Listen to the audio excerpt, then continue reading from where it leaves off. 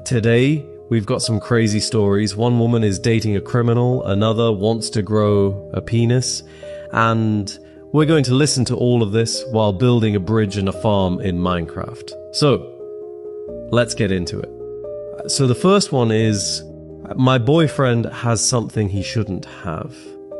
Now, I'm questioning our relationship. I thought I'd found the one. We clicked so naturally. We both shared an interest in photography, though his pictures were noticeably better than mine.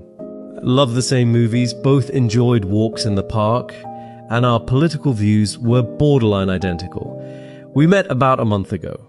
It was at this bar I love, and I'll admit, I was a little tipsy.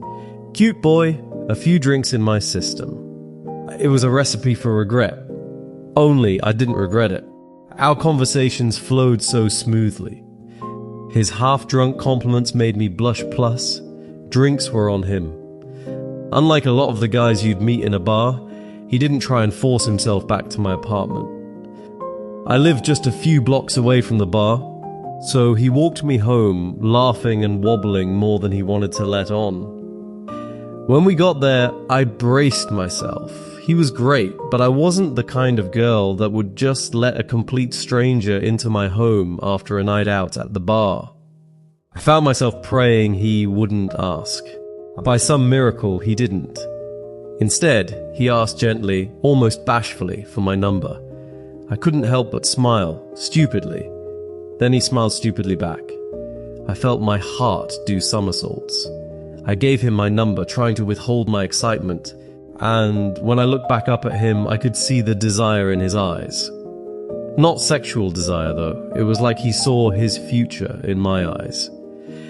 His face started to turn red, and he started struggling to make eye contact, stumbling over his words in a way that didn't seem connected to the drinks. He asked if he could kiss me, and I couldn't have said yes fast enough.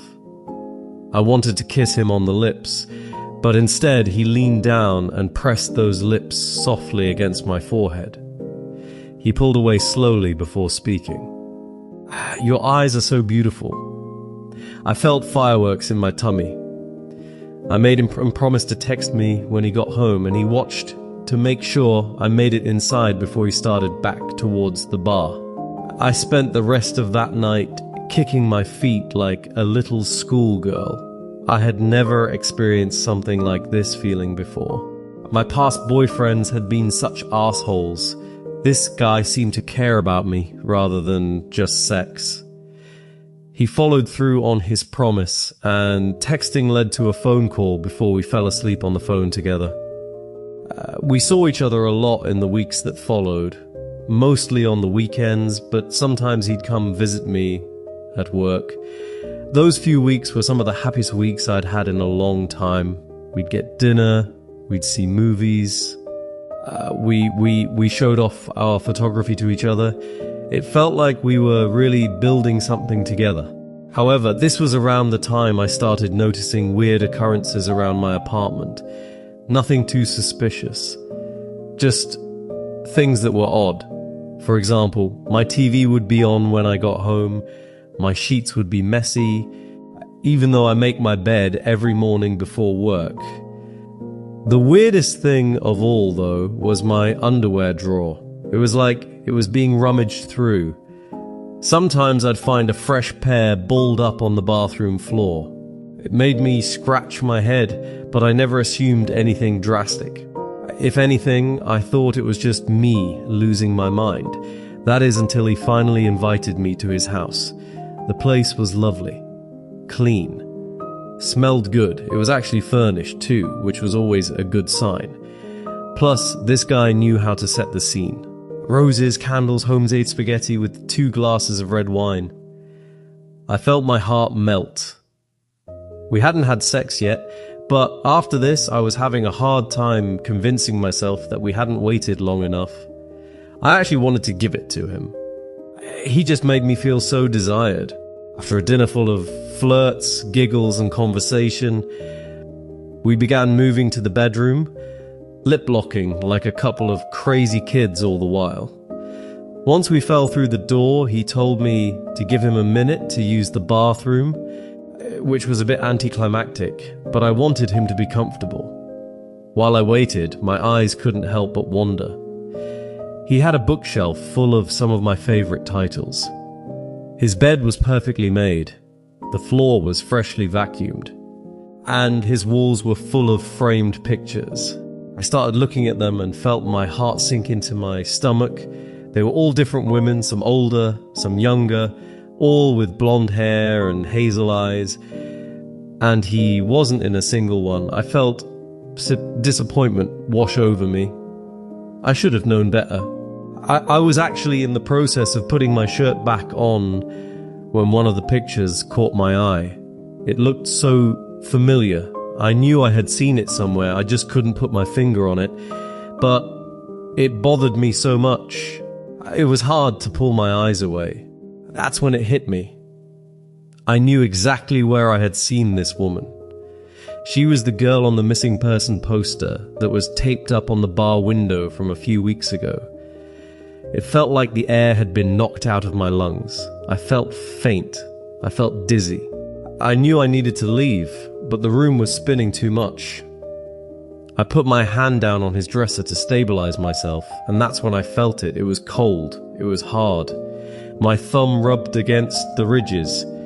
I pulled my hand away and looked down. It was a copy of the key to my apartment. Mine was pink. This one was silver. I was getting weaker. I felt my knees starting to buckle and heard the sound of a toilet flushing as I began to drift into unconsciousness. The last thing I remember was the bedroom door opening. He stepped inside, a look of concern on his face as he hurried to pick me up and put me on his bed. Then, nothing. I woke up in an empty bed the next morning, the smell of bacon permeating my nostrils. I was fully dressed, but my head was killing me. The key was gone. The pictures were gone. I slowly made my way to the kitchen to find him standing over the stove, flipping the bacon with a metal fork. I didn't speak or make a sound, but it was like he could feel my presence. He could sense me. He turned around slowly, his eyes meeting mine before he spoke. "Good morning, sleepyhead," he sang. "I was wondering when you'd be up. Someone had too much to drink last night." Honestly, in my opinion, the protagonist is almost entirely to blame for her own terrifying situation due to an absurd level of deliberate ignorance and negligence. How does any rational adult come home to find their TV turned on, their bed sheets rummaged through, and their intimate underwear drawer messed with, finding balled up underwear on the floor, and simply brush it off with, "I thought it was just me losing my mind," without ever calling the police or changing the locks? And the second one said, "The weirdest relationship I've ever had. A few days ago, my relationship came to an end. It was only 3 months long, but the whole thing was a wild roller coaster of unbelievable and unpredictable events. Looking back, I feel like a gullible idiot and don't blame anyone for feeling the same towards me. But to my defense, a lot of the details pressured me into trusting and staying in the relationship. I am not new to relationships and never had an issue getting girls, but right before I started this roller coaster, I was in a 2-year relationship that I ended because I just realized we were not really compatible due to not sharing any hobbies and a decent language barrier. I felt terrible for hurting her, but after having 5 months to improve myself and really think about what I wanted in a relationship, I felt ready to date again. I got on the Hinge dating app and quickly got into the groove of flirting, talking to girls again. I, 27, was not interested in hookups and was only searching for potential relationships. I eventually picked the girl I ended up dating. She was 27 years old female. Her sexuality was labeled pansexual, which kind of threw me off, but after some research, it just seemed like being a picky bisexual, not a big deal. Our conversations were surprisingly fun and unlike any girl before. She had a good sense of humor and seemed to be down to earth, sharing the same morals and boundaries I had. She was not much my type physically, but her personality made me really attracted to her. After a few days, we talked on the phone for hours, and she eventually tells me she has only been on one date in her life and has never had a boyfriend, and obviously the things that come with it, like virginity and so on. Understandably, I am quite skeptical and find it weird, but all I can do is keep an eye out for signs of lying. I would usually move on respectfully after hearing this because it is a lot of pressure, and if things don't work out, you'll feel terrible. But we clicked so well, and I really felt like I found the match I never had before. We talked for about another 2 weeks before meeting. During this time, she tells me she would like me to know something about her before moving on. She has been diagnosed with BPD, borderline personality disorder. I ask her what that all entails, and she describes it as when she gets mad about something, she can get extremely mad. It sounds scary, but from so many stories she has told me, it seems like she honestly doesn't get mad enough, to be honest. Such as forgiving people immediately for doing terrible things like totaling her car or scamming her. With this in mind, I don't make it a big deal, but again, keeping an eye out for those symptoms. Scheduling to meet was hard because she works 6 days a week and gets off late. We planned to meet at a 24-hour restaurant, to sit in a car and talk. At last minute, she decided to just come over to my place.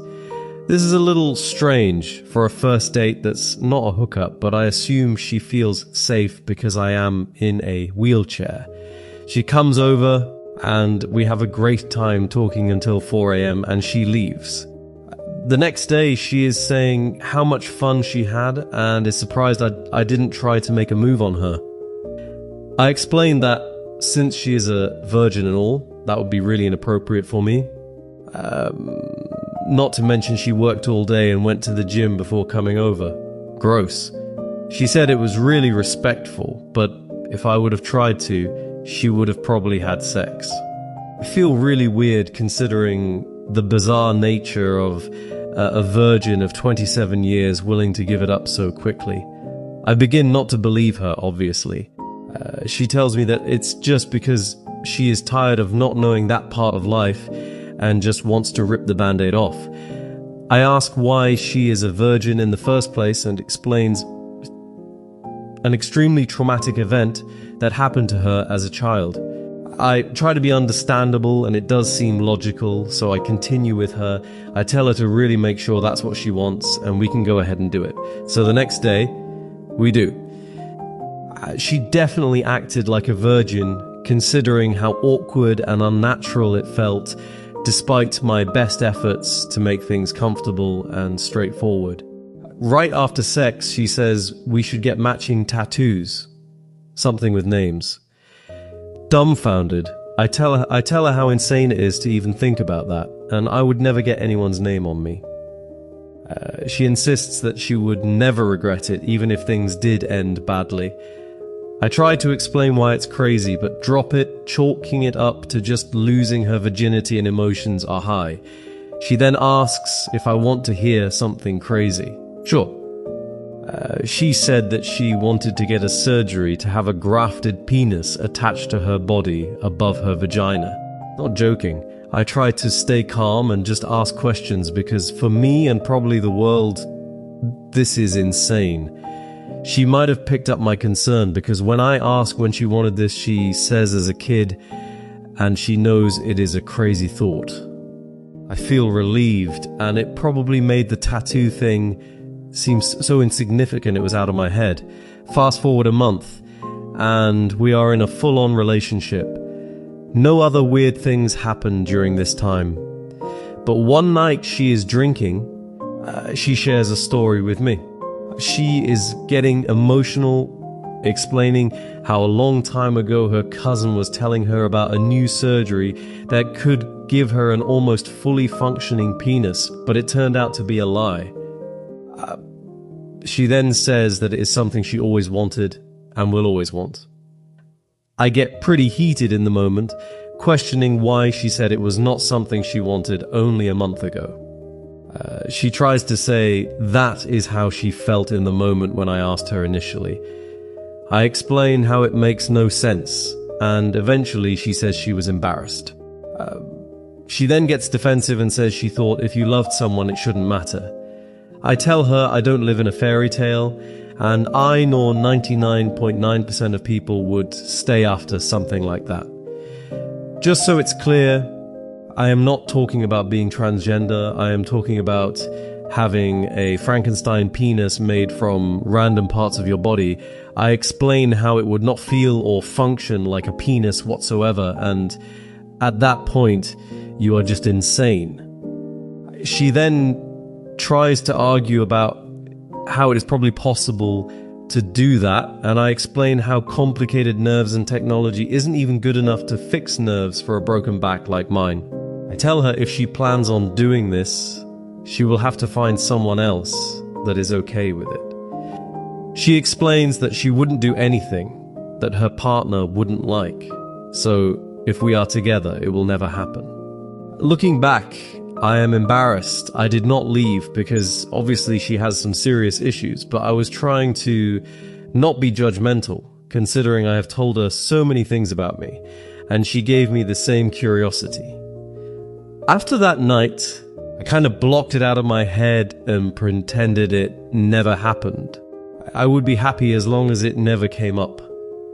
There is so much more, especially how we broke up, but I think the post is long enough.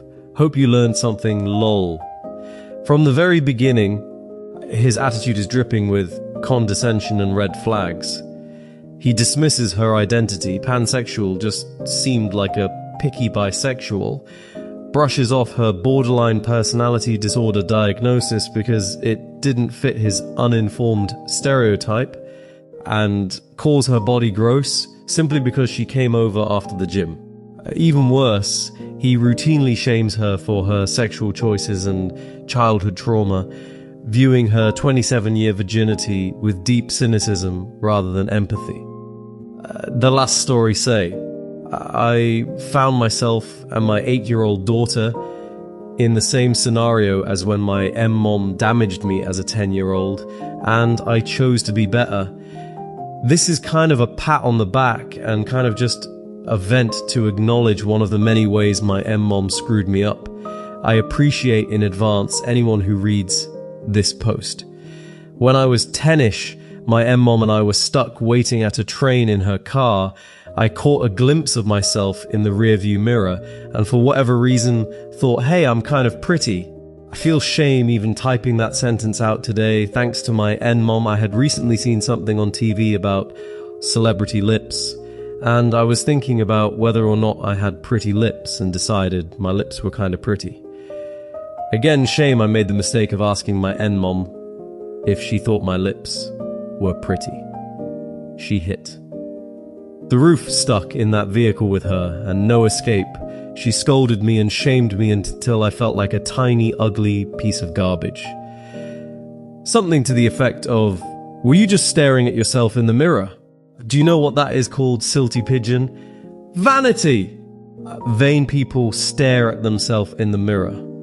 Vain people think that they are pretty. People that think they are pretty on the outside are UGLI and hideous on the inside. People who are pretty on the surface are ugly deep down, and if you're ugly on the inside, you might as well be ugly on the outside too. This was the first time I remember her saying something to that effect to me, but nowhere near the last. And it really stuck with me like a pox. To this day, I cannot compliment myself in any way without feeling ashamed, like I'm a bad person for even thinking something positive about myself. Not my looks, my artwork, anything. I also do not accept compliments while I deny and downplay. I'm trying to work on that because it really pushes off my husband. Fast forward 25 years, I'm sitting in my car in a drive-thru with my 8-year-old daughter. She's looking at herself in the mirror. She turns to me and asks, "Mom, Do you think my eyes are pretty? I think my eyes are pretty. Her eyes are gorgeous. She has beautiful hazel eyes. The memories of what my N-mom lecturing me came flooding back, and I instantly teared up. I asked my daughter to turn and look at me so I could see her eyes. I looked at her for a good little while and I replied to her, "Your eyes are beautiful. You are beautiful on the outside and you are absolutely gorgeous on the inside too.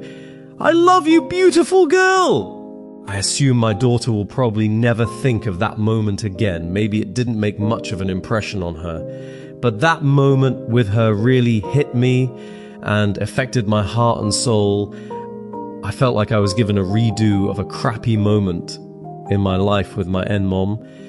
And I choose to fix that moment for my daughter. I want her to know that she's beautiful and to never feel ashamed to believe it or to hear it.